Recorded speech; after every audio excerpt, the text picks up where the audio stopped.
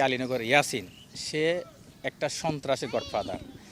তার একটা লাঠিয়াল বাহিনী আছে, অস্ত্র বাহিনী আছে, ছুরি ধারালো অস্ত্র এই বাহিনী আমরা চোখে দেখছি। ও কী করতো, ওইখান থেকে আইসা ওর কথা না শুনলে সে ধরে নিয়ে যায়, ওখানে মারধর করতো। মারধর কইরা মানে টাকা অর্থ চাইতো, 1 লাখ দাও, 2 লাখ দাও, 5 লাখ দাও, না দিলে তো এখান থেকে তাকে উচ্ছেদ করে দিত। এরকম করে করে তার সাম্রাজ্য তৈরি করছে। এবং পাহাড় টাহাড় কাটলে সে রোলার নিয়ে যাইতো, বড় বড় মাটি কাটার ওগুলা কী বলো ওগুলো নিয়ে যাইতো, এসকেভেটার নিয়ে যায়, পাহাড় কেটে কেটে ওখানে সাম্রাজ্য তৈরি করছে। আসলে আমি মনে করব যে এখন এই অভিযানের পরে এই জঙ্গল সলিমপুরের সাধারণ জনগণ খুব খুশিতে এবং খুব আনন্দিত আছে। অবৈধ, এটা 100% অবৈধ। এখানে মালিকানাও জায়গা আছে, সরকারিও আছে।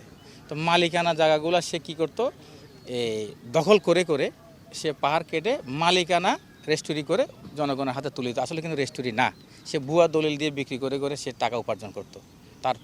তার শক্তি শুধু এরকম। তো এখন কিছু বলতে পারতো না, মানুষ কিছু বলতে পারতো না। এখানে 40 বছরের বসতি, তাকেও তুলে দেওয়া হয়েছে। 50 বছর পর তাকে তুলে দেওয়া হয়েছে, কিছু বলতে পারবেন না। তার গরু গোয়ার খামার ছিল, খামার সাথে খেয়ে ফেলতো, গরু সব বিক্রি করে ফেলতো। কিছু ওর তাণ্ডবে এখানে অন্য কিছু হয়ে যেত। তা এ কী করতো, আমাদের আরেকটা বিষয় হতে আমাদের সলিমপুর আমাদের রুকনউদ্দিন মেম্বার, সে সাথে জনপ্রিয় একটা মেম্বার। তে সন্ত্রাস রক্ষা করার জন্য সে আলীনগর ইয়াসিনের উপরে মানে সাধারণ জনগণ নিয়ে হামলা চালাইতো।